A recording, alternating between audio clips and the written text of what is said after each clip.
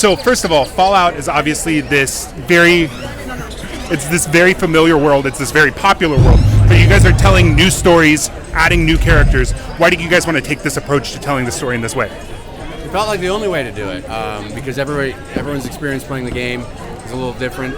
Some people play as a very tall woman, and some people play as a very small man, and everything in between. So where do you start? You could build it out of an NPC, but that doesn't feel right either. So we just wanted to kind of create 3 of our own characters, and like you do in the games, and play with them like you do in the games.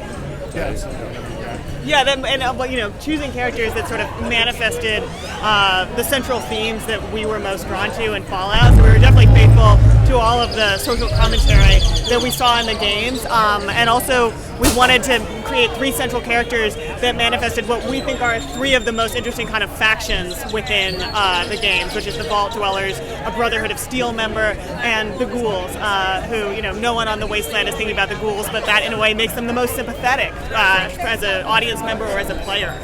Yeah, absolutely. And in terms of the Ghoul, you're a very versatile actor. You can do Baby Billy, you can do Hateful Eight. I think the Ghoul, from what I can tell, encompasses both your dramatic and your comedic sensibilities. So how did you kind of approach this role? Well, every role that I take, they have one thing in common. They're all Scorpios. For sure. No, I think every actor worth their weight in salt, just whenever you get good words, it's easy to play pretend, and I read the first 2 scripts right out of the gate, and was so blown away emotionally, like the journey that I was being taken on, and I laughed and I cried and I had to hold my breath, and it's what it was from the very beginning to the very end of the first season, and I just thought this is a group of people.